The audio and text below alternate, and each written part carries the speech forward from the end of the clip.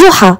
جحا شخصية خيالية من التراث الشعبي العربي، ونجدها كذلك في كثير من الثقافات القديمة، كما نسبت إلى شخصيات عديدة عاشت في عصور ومجتمعات مختلفة. فلنتعرف على جحا العربي وجحا التركي. جحا العربي.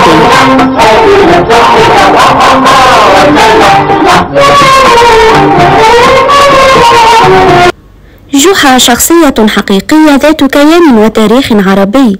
إنه أبو الغصن دجين الفزاري الذي عصر الدولة الأموية، وله مكانة مهمة في الأدب العربي، خاصة في باب الفكاهة والذكاء. ولد جحا في العقد السادس من القرن الأول هجري الموافق للقرن الثامن ميلادي، وينتهي نسبه إلى قبيلة فزارة العربية. قضى جحا معظم حياته في مدينة الكوفة بالعراق، وقال الحافظ ابن عساكر أن جحا قد عاش لأكثر من 100 سنة. هذا ما تخبرنا به مطالعة كتب التاريخ العربي القديمة.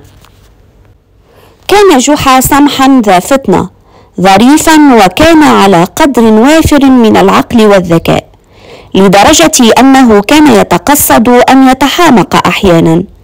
شاء الله أن يكون لجحا جيران يمازحونه ويزيدون على نوادره، وهم الذين أطلقوا عليه لقبه الشهير جحا، لدرجة أن عمر بن أبي ربيعة شبه جنونه بجنون جحا حين لوعته حبيبته قائلا: دلهت قلبي وتلعبت به حتى كأني من جنون جحا. لشدة كرم جحا كان الناس يجتمعون أمام بيته حتى ولو لم يكن موجودا. وذات يوم وبينما هو عائد إلى بيته متعبا وجائعا، وجد كثيرا من الأطفال والشباب ينتظرونه، فما كان منه إلا أن قال لهم: بيت فلان يوزع طعاما. فهرعوا جميعا إلى البيت الذي دلهم عليه، وحين هم بدخول منزله سأل نفسه: لعل بيت فلان يوزع طعاما، ثم أغلق الباب وهرع وراء الناس. جحا التركي. أما جحا التركي فهو نصر الدين خوجة الرومي، ويعني لفظ خوجة بالتركية المعلم. يدل لفظ خوجة على الاحترام والتقدير لمن ينادى به. ولد نصر الدين خوجة في قرية خورتو عام 1208 بالقرب من غرب مدينة أنقرة، وقد عاش حياته في ظل الدولة السلجوقية ومن ثم بداية عهد الدولة العثمانية، وتوفي عام 1284 ودفن في مقبرة أقشهير، ولا تزال هناك مقبرة باسمه حتى اليوم.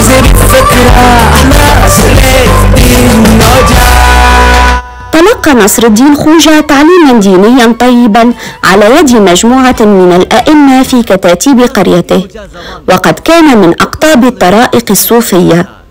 كان نصر الدين خوجة مرشدا طيب النوايا واعظا، يأتي بالمواعظ في قالب النوادر، وقد خلف أباه في إمامة جامع القرية التي هي مسقط رأسه، ثم انتقل وهو في 30 من عمره إلى مدينة أقشهر ليستقر فيها 50 عاما قاضيا ومدرسا.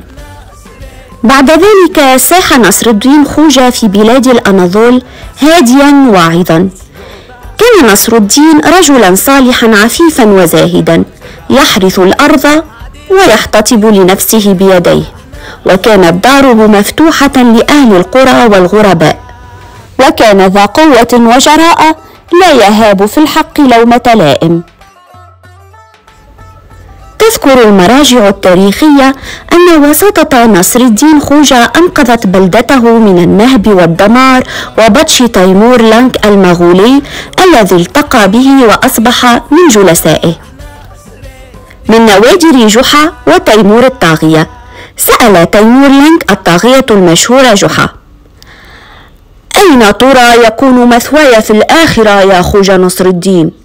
أجاب جحا سريعا ولم يتردد: وأين ترضى أن تكون إن لم تكن مع جنكيز خان وفرعون والنمرود وأبا لهب؟